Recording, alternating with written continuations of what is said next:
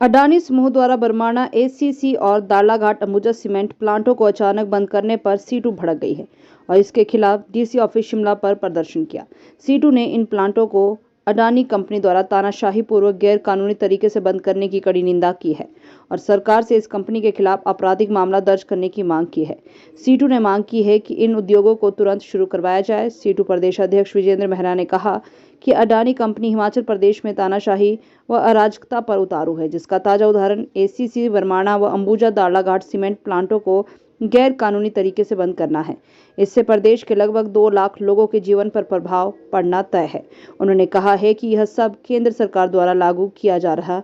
और नव उदारवादी नीतियों का परिणाम है, जिसके कारण अडानी कंपनी खुली लूट व भारी मुनाफाखोरी करने पर आमदा है। इन कारखानों को अचानक बंद करने से इनमें काम कर रहे हजारों कर्मचारियों और मजदूरों की नौकरी पर संकट पैदा हो गया है। किस मुद्दे को लेकर यहाँ पर आपको सीटू राज्य कमेटी की ओर से ये प्रदर्शन जो बरमाना में एसीसी सीमेंट प्लांट है और दाड़दा घाट के अंदर जो अंबुजा का सीमेंट प्लांट है, आप सबको मालूम है कुछ समय पहले जो है अडानी कंपनी ने उसको ले लिया था और आज से 3 दिन पहले जिस तरीके से आनन फानन में एक नोटिस जो है चस्पा कर दिया गया दोनों प्लांटों के बाहर और ये कहा दिया गया कि ये प्लांट जो है अनिश्चितकालीन के लिए बंद हैं और जितने वहाँ मज़दूर काम करते हैं, कर्मचारी काम करते हैं, ट्रांसपोर्टर हैं, ट्रांसपोर्टरों के पास ड्राइवर हैं, इस पूरे बिजनेस से जुड़े हुए जो परोक्ष रूप से दूसरे लोग हैं, ढाबा संचालक हैं, मैकेनिक लोग हैं,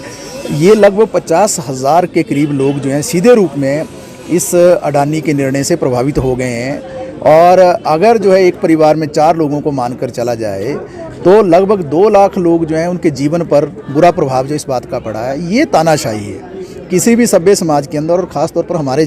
जैसे लोकतांत्रिक देश में इस तरीके की कार्यप्रणाली किसी भी कंपनी की नहीं हो सकती है। हमारे देश का एक कानून है औद्योगिक विवाद अधिनियम 1947 का, हमारे देश के अंदर फैक्ट्री एक्ट है जिसके अनुसार कोई भी उद्योगपति इस तरीके से किसी भी उद्योग को बंद नहीं कर सकता है। बाकायदा सरकार से उसकी इजाज़त लेनी पड़ती है, उसका कारण बताना पड़ता है और जब वो इजाज़त लेने की प्रक्रिया होती है उसमें जो प्रभावित पक्ष है उसको भी शामिल किया जाता है, उसके बाद ही कोई निर्णय होता है। लेकिन हमने देखा है कि किस तरीके से पिछले 8 वर्षों में ये अडानी कंपनी जो है, जो पहले 500 लोगों में भी नहीं थी, अमीर लोगों में पूरे दुनिया में, आज दूसरे नंबर पर ये पहुँच गए। किस तरीके से पूरे देश के एयरपोर्ट और सारा जो जितने सार्वजनिक क्षेत्र है उसको खरीदने की प्रक्रिया जो है अडानी कंपनी कर रही है, किस तरीके की लूटपाट जो इस कंपनी ने चला रखी है। तो तानाशाही पूर्वक तरीके से मजदूरों की आवाज़ को दबाने के लिए, जो ट्रांसपोर्टर है उनकी आवाज़ को दबाने के लिए, शोषण का शिकंजा बढ़ाने के लिए, अपना मुनाफा बढ़ाने के लिए ये काम कर रही है। आज से 1-2 महीना पहले इसकी शुरुआत हुई थी, जब जो वहाँ पर प्रभावित लोग थे, लैंड लूज़र थे,